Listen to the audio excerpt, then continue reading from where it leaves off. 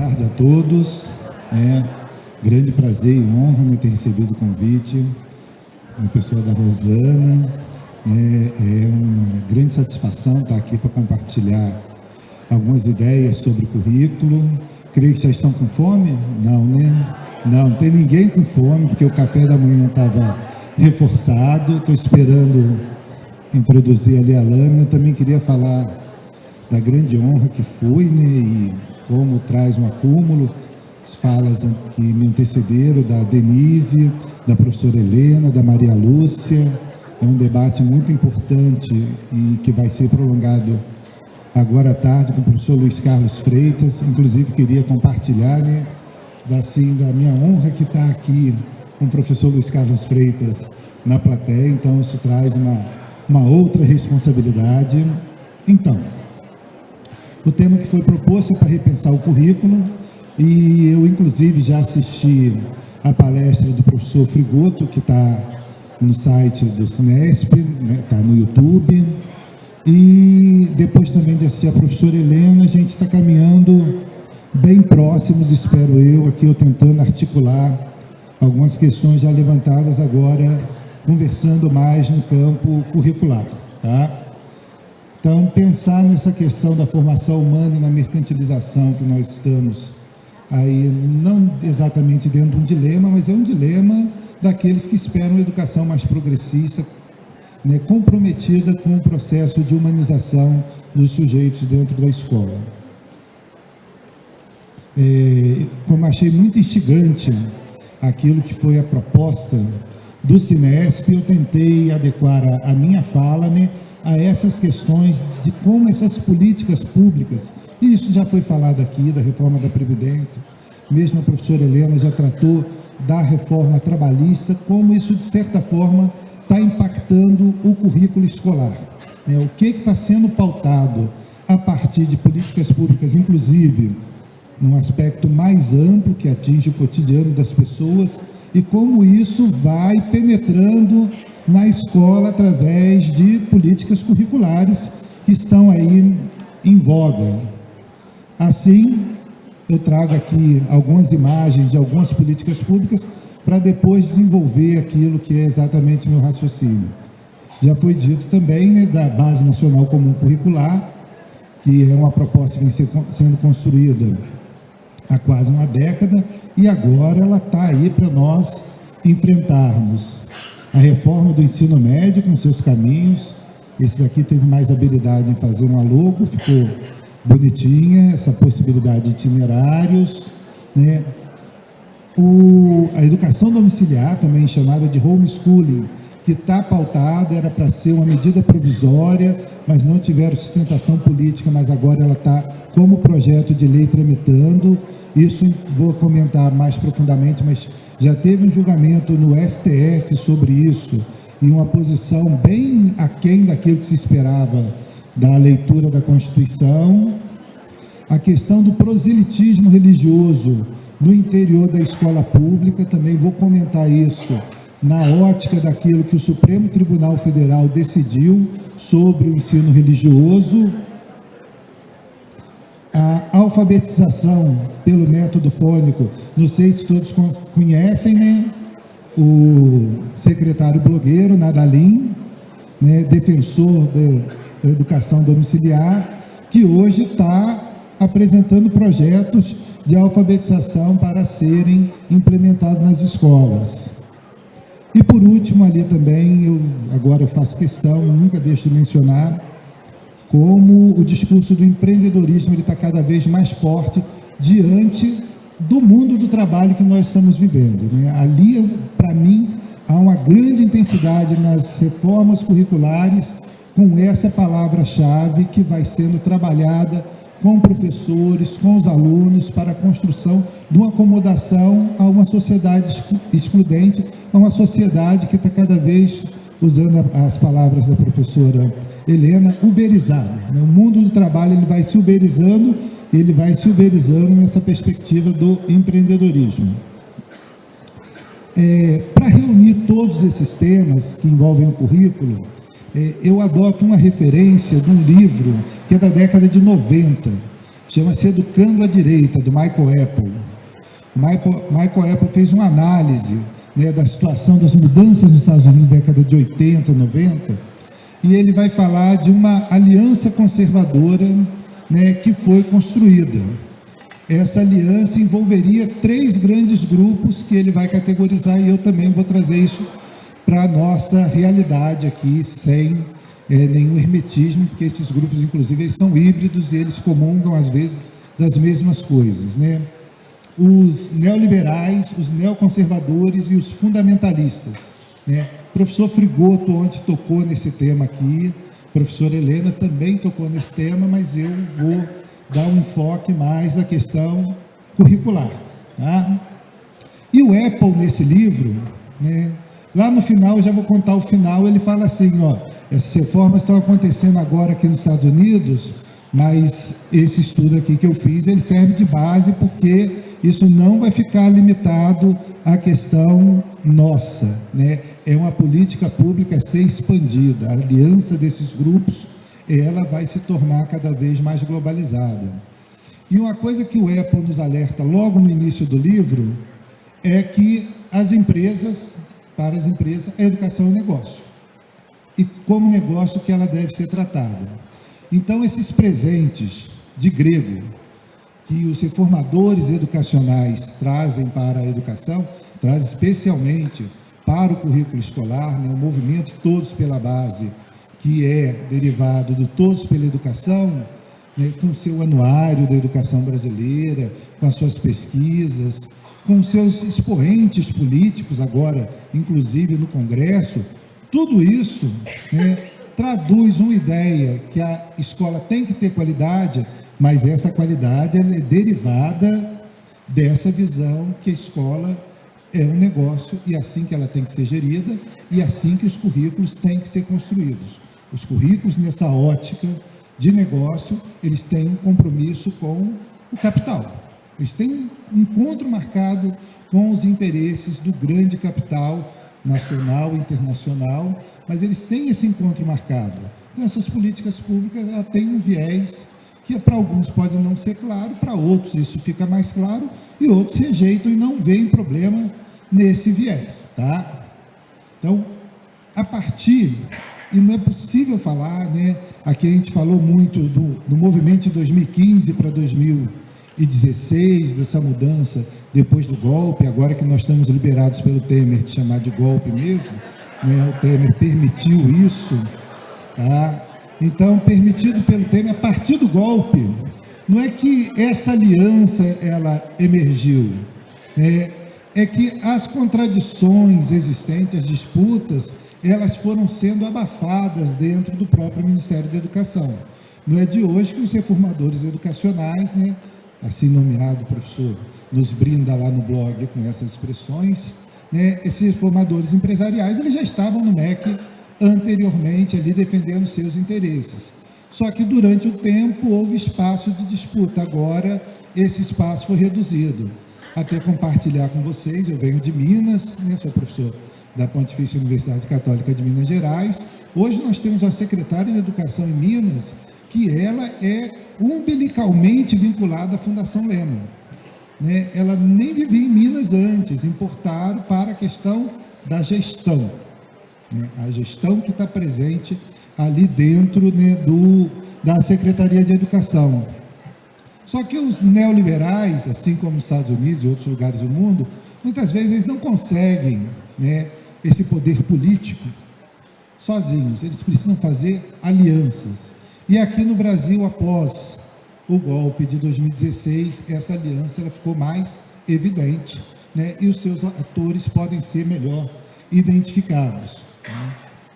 Então, dentro desse campo dos neoliberais, nós teríamos como representantes esses os mais óbvios, né? Esses reformadores educacionais. É possível afirmar que a Fundação Itaú ela está presente hoje na Secretaria, né, de Estado de Educação de Minas Gerais.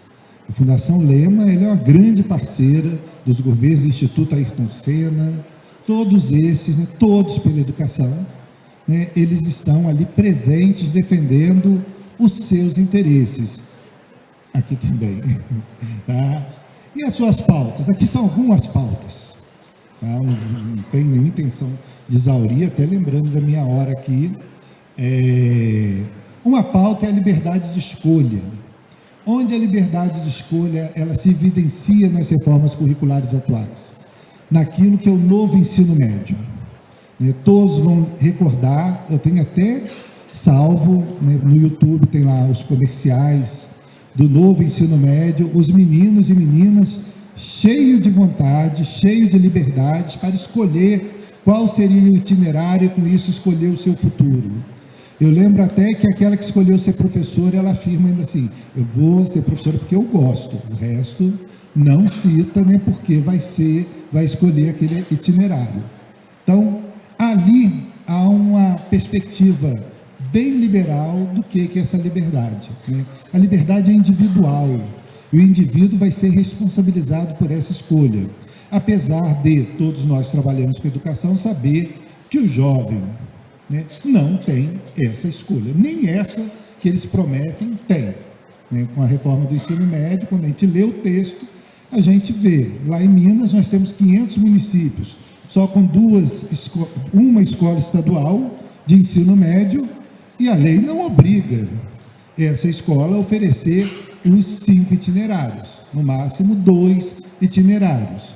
Aí a gente pode falar do que depende dessa liberdade de escolha, porque isso novamente, eu vou citar a pessoa pela segunda vez, o Temer explica quando é lançada essa proposta de reforma do ensino médio. Ele explica com experiência pessoal dele, que quando ele estava aqui no interior de São Paulo, tinha itinerário, e o que ele estava cursando, ele não se adaptou, porque ele ficou em segunda época. Aí o pai dele pagou, ele conta isso, tá no YouTube, o pai dele pagou para ele vir para a capital para fazer o itinerário que era da sua vocação.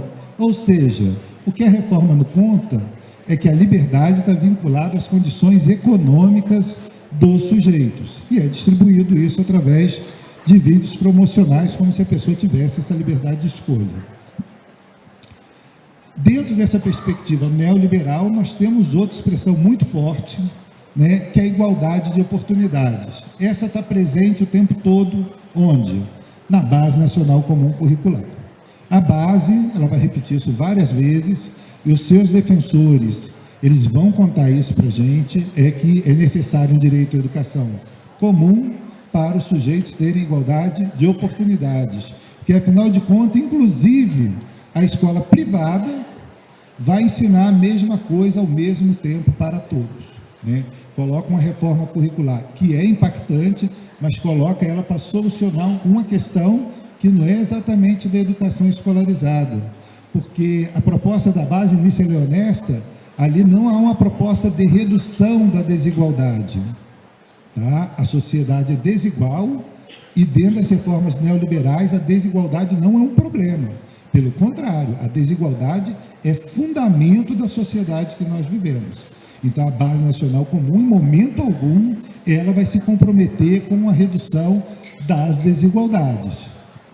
E, por fim, aqui, a mudança do paradigma, e aí o professor Ricardo Antunes, que tem uma entrevista agora dia 14, uma entrevista ao UOL, tem uma grande colaboração para a gente entender esse momento, que é a mudança da empregabilidade para o empreendedorismo. A crise no mundo do trabalho, ela está levando a um esvaziamento daquilo que é o emprego, assim, no sentido bem estrito. E agora é o autoemprego, é a vocação empreendedora, é a responsabilização do indivíduo que deve gerar a sua renda. E dentro da escola isso vai estar cada vez mais presente, Isso vai estar presente na base, vai estar presente no Sistema S com toda a sua potência, que é necessário nós formarmos empreendedores, A todo momento startup para a educação, é o coach, tudo isso envolve um novo momento. Por quê? Porque o mundo do trabalho vai sendo precarizado, e dentro dessa precarização não é possível responsabilizar o capital, a gente vai responsabilizar os sujeitos. A decisão que houve para os motoristas de Uber serem pessoas jurídicas, terem um MEI, é exatamente nesse sentido. Você não tem relação de trabalho com essa representante do capital, que é essa empresa. Você é responsável, só que você não negocia quanto você ganha pela corrida e nem negocia a sua jornada, porque você tem uma jornada obrigatória, tá? Mas você é um empreendedor. A gente vai ver cenas horrorosas, né, das pessoas alugando a bicicleta e alugando a entrega, né, para sobreviver. Outro dia até uma aluna falou assim: mas o senhor não considera o esforço das pessoas, professor? Falei: claro que eu considero, as pessoas são batalhadoras que estão ali, mas elas estão trabalhando somente para a sua sobrevivência. E um sistema onde as pessoas, né, algumas pessoas, só devem trabalhar para sobreviver e outras trabalham para desfrutar daquelas que são as benesses, né, que as nossas atividades proporcionam. Esse é um sistema muito cruel, porque quando eu vejo um outro trabalhador, um outro cidadão que não tem direito à cultura, ao lazer, a estar com a família, e eu acho que ele não deve ter o direito, porque ele não conquistou, eu estou considerando essa pessoa um sub-humano. Ao lado deles, e aí depois eu vou chegar porque eles fazem aliança, né? Nós teríamos os neoconservadores. Aqui os neoconservadores, eles andam muito de braços dados com os fundamentalistas, tá? Então, você tem movimentos, tem um aqui em São Paulo que é um expoente, mas vai ter um seminário mês que vem lá em Belo Horizonte, o MBL, né? O Escola Sem Partido, todos eles vêm numa vanguarda conservadora, trazendo outras pautas, né, que antes pareciam ali timidamente abandonadas, e dentre essas, nós temos a questão da ideologia de gênero, né, que é uma expressão cunhada, e a gente dá para resgatar, inclusive, em documentos, né, de igrejas, de fundamentalistas religiosos, essa questão que hoje virou um lugar comum na discussão sobre currículo no Brasil. Aqui em São Paulo, vocês tiveram agora um episódio de recolhimento de material didático, exatamente por isso. Lá no Rio, não foi na escola, mas nós tivemos a questão do beijo entre o herdeiro do Hulk e o outro super-herói, né, que as crianças não poderiam ver aquilo. Então você tem um avanço conservador com novas pautas, e essa é uma delas, e foi uma pauta vitoriosa, né, quando veio a publicação da Base Nacional Comum. É interessante ver isso, porque mais um pouco eles tinham tirado até o gênero textual da base, que eu acho que com Ctrl F foram deletando tudo que era gênero que podia ter na base, tá? E agora com esse policiamento do Escola Sem Partido, dentre outros. No Escola Sem Partido, eu vou me reservar por lá, tá? Até porque ontem o professor Frigoto já falou disso aqui, eu tenho aqui um horário que eu quero respeitar também o almoço de vocês, tá? E vou passar para essa questão da Escola Cívico-Militar, que também, né, dialoga estreitamente com o currículo escolar, né? Na Escola Cívico-Militar, que não é colégio militar, e acho que todo mundo está tranquilo quanto a isso, são escolas municipais estaduais, onde eles vão introduzir uma figura alienígena, que é o militar, reformado ou não, para ganhar ali R$2.000 ou mais, né? A escola cívico-militar, ela se obriga a colocar o militar na gestão, o que viola a Constituição e a LDB, tá? Porque não tem essa figura de gestão democrática militar, é algo assim paranoico, né? Pensar o militar democrática. E ainda, esse militar, apesar de não ter feito formação de professores, tem a previsão que ele vai dar aula de educação moral e cívica, tá? Então, há um impacto em várias dimensões da escola, mas há um impacto também no currículo escolar, tá? E isso em nome de um suposto patriotismo, que aí eu também me abstenho de comentar mais, eu coloquei, porque o que é patriotismo, ele está variando muito diante das inúmeras possibilidades que estão em jogo. E os grupos fundamentalistas, tá? Nós temos o fundamentalismo religioso, ele não é um problema só no Brasil, obviamente, né? Até acentuar, não tem nenhuma questão sobre a religiosidade das pessoas, e nem mesmo vejo um problema o ensino religioso na escola, vejo problema no nome. Mas a questão da religiosidade, ela faz parte das dimensões da nossa vida. Então, feito isso, mas eu tenho problema com aquilo que é a defesa da escola, que deve ser pública, gratuita, laica e proporcionar uma formação integral. E aí, quando a gente vai falar da influência desses grupos religiosos, seja na questão de gênero, seja na questão do que é o proselitismo religioso, aí nós temos um sério problema. E aqui eu queria acentuar uma questão, né, que quando me antecederam aqui, é muito falado da inconstitucionalidade, dos problemas, né, que deveriam ser apreciados pela ótica constitucional. Há um ano e pouco, foi decidido pelo Supremo sobre a questão do ensino religioso nas escolas. E por 6-5, o Supremo decidiu que pode-se fazer proselitismo religioso nas escolas através do ensino religioso. O texto da decisão traz isso, do Alexandre de Moraes, velho conhecido de vocês, né? Ele traz um problema ali que é uma aberração, que ele fala que as escolas, assim como as penitenciárias, podem ter assistência religiosa. Eu falo que ele leu Foucault, o Vigiar e Punir, não entendeu. Porque no Vigiar e Punir é uma crítica, né, a esse ambiente de controle que é a escola, que ele se aproxima da penitenciária. Ele leu com otimismo, olha, se tem assistência religiosa na penitenciária, por que não na escola? Tá? Por que não? Se tem para 900 mil, vão colocar para 50 milhões, né, essa assistência religiosa. Então, houve uma decisão, e essa decisão é grave. Ele é uma vitória desses movimentos, né, fundamentalistas. A educação domiciliar também, o Supremo tem um papel decisivo. Por quê? Porque o Supremo teve a oportunidade de dizer que a educação domiciliar era inconstitucional, como está na Constituição, que fala lá na Constituição que o Estado deve zelar pela matrícula. Zelar aqui no sentido, ele vai acompanhar e notificar quando a criança não estiver matriculada dos 4 aos 17 anos. O Supremo, na sua maioria, falou só que faltava lei. Falta lei. Se fizer a lei, pode a educação domiciliar no Brasil, e agora nós estamos vendo essa porteira aberta andando. Da família tradicional não vou falar não. E aí, para onde essa onda converge? E tem uma onda aí que tem grupos que não têm os mesmos interesses. Não é porque Denise é neoliberal que ela vai ver problema com o gênero.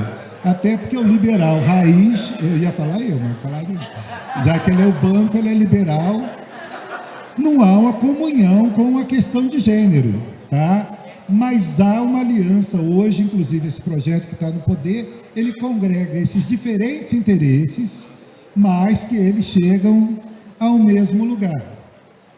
E esse lugar é a questão da fragmentação, do indivíduo isolado, do sujeito isolado, que é necessário para todos eles. A perda dos vínculos comunitários, de solidariedade, a própria reforma da Previdência, ela vem nessa esteira, cada um por si. O empreendedorismo, a educação para Deus, como diz o Michael Apple, o estudo é centrado na figura do indivíduo. Tá? E aí, essa onda que quer isolar o indivíduo, ela vai trazer, ainda não é o lado do outro, ela vai trazer o que é necessário para o metabolismo do capital. O capital, esse grande capital, ele se alimenta, a sociedade capitalista, ela se alimenta do indivíduo isolado, do indivíduo que tem que ser empreendedor, tem que ter o autoemprego, que tem que se reservar na família sem aceitar a diferença. Então, tudo isso não é à toa, tá? Existe uma proposta curricular que ela é coerente dentro das medidas que eles querem implementar, sendo, ao meu ver, que é o capital que move essas alianças, né? Move a aliança da rejeição à diferença, do questionamento da diversidade, e a diversidade só vai ser aceita no momento que ela favorece o metabolismo do capital, da questão da liberdade de escolha e da responsabilização do indivíduo, dos conhecimentos padronizados através de uma base nacional comum, ainda vindo depois uma base nacional de formação de professores, a meritocracia como fundamento da própria educação e da sobrevivência das pessoas. Nós vamos sobreviver, nós vamos viver, não é por termos direitos, não, é por nós termos mérito disso, tá? E nisso, quem não viu Bacurau está passando aqui, né? Nisso o menino lá que responde, né? Quando pergunta assim, quem nasce em Bacurau é o quê? Quem nasce em Bacurau é gente, né? E é por ser gente que nós merecemos viver. E aí eu passo para o meu lado outro, que são nossas conclusões aqui e ver outro tipo de formação. O Apple, ele conta para a gente, isso daqui para mim é um dos momentos mais de provocação, né, dessa obra dele. Ele fala assim, a direita, ele nomeia esses grupos como grupos de direita, ela sabe exatamente o que vai fazer segunda-feira de manhã na escola. Esse projeto todo ali, ele está articulado e ele sabe, inclusive com material didático pronto para isso acontecer na segunda-feira de manhã. Se o professor não sabe, a direita sabe. Nós, pelo menos entendo eu, do campo progressista, a gente vem nos debatendo, especialmente no campo do currículo, sobre o que vai acontecer segunda-feira de manhã na escola, né? Discussões sobre classe, gênero, sexualidade, ideologia, discurso, isso tudo hoje está povoando a discussão curricular. E temos que falar que nós somos ainda minoritários, porque esse campo do padrão, né, é o campo que está reinando nesse momento. Então, essa pulverização, essa fragmentação desses movimentos progressistas, né, elas demandam uma superação. Elas demandam de nós, educadores, que nos entendemos comprometidos com o processo de humanização que traz a educação, de superação dessas desigualdades absurdas que nós vivemos, né, da naturalização da morte da Marielle, da Ágata, né, e de outros que virão depois. E é importante falar o nome, porque quando a gente fala que milhares morrem, milhares são milhares. A gente tem que falar o nome das pessoas que estão sendo mortas, e mortas muitas vezes pela indiferença. Porque morreu mais um, o que eu posso fazer da minha vida? Né? Então, executadas, assassinadas, né? E isso tudo sendo naturalizado pela sociedade, né? Numa indiferença tremenda sobre a vida das pessoas, né? Assim, a pergunta do Adorno, tá? Que vai nos contar que uma exigência da educação é o combate à barbárie. E isso que nós vemos hoje no nosso país é a barbárie pura, estado cru, né? Ela pula aos nossos olhos, nas escolas e fora das escolas, não é? A escola, ela faz parte de uma sociedade que é bárbara, e ela tem que lutar contra essa barbárie, apesar dela não ter todas essas condições. Aqui eu trago uma discussão, então, para a gente pensar na educação emancipatória, né? Que qual deveria ser o nosso primeiro pressuposto, independente das questões de gênero, do feminismo, questões de raça, as questões mesmo de classe. O primeiro pressuposto de toda a história humana tem que ser o ser humano vivo, vivo na realização das suas dimensões. Aqui eu não coloquei o nome do autor não, mas eu vou dizer, né? Daqui é da obra de Marx e Engels, a ideologia alemã, lá do meado do século passado, tá? Nossas relações, elas têm que ter uma a priori, elas têm que ter um pressuposto, que é de respeito à humanidade, tá? Se alguma dessas políticas públicas, elas corrompem a humanidade em prol da chamada meritocracia, da competitividade, do alto emprego miserável, a gente tem que denunciar isso, né? Denunciar numa perspectiva utópica, de esperança, mas não é uma esperança otimista, não. É uma esperança com a emancipação, né? É uma esperança que é contrária à desesperança, né? Toda essa avalanche dessa onda, ela nos traz muita desesperança, tá? E, infelizmente, eu tenho que contar para vocês, ou felizmente, nós não temos o direito a ser desesperançosos, tá? Não é ingenuidade do otimismo. Nós, como educadores, tá? A gente lida com gente, e essas pessoas têm direito à vida e têm direito a compreender o mundo.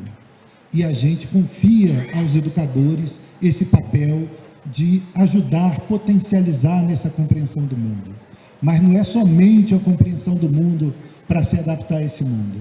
É a compreensão de mundo para a gente transformar esse mundo. É para transformar essa ótica, né, essa lógica mercantilista, essa lógica do capital, que vai contar tem uma expressãozinha que define isso de forma brilhante, ela é curta e precisa, que fala assim: tempo é dinheiro. Tempo não pode ser dinheiro. Tempo é vida humana, é vida que precisa de plenitude, precisa de se compreender e compreender os outros, tá?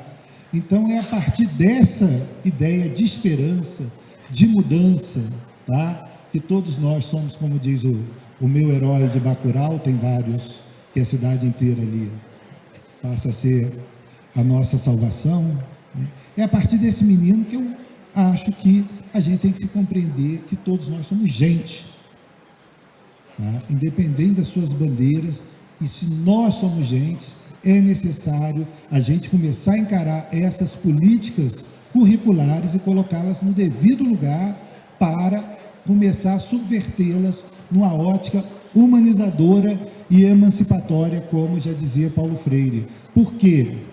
Porque o mundo não é isso. A história não acabou, né? Eu estava até brincando com um aluno meu e falando assim, porque isso veio para ficar. Eu falo assim, olha, nada veio para ficar, né? Porque o mundo está sendo, né? E nós estamos sendo no mundo, e espero que sejamos em comunhão e não fragmentados, não isolados, como deseja essa lógica perversa que entra na escola para fazer sujeitos, né, compreenderem o mundo de forma unilateral, onde a única possibilidade é o salve-se quem puder, tá? Espero ter cumprido o meu tempo, agradeço novamente. Obrigado.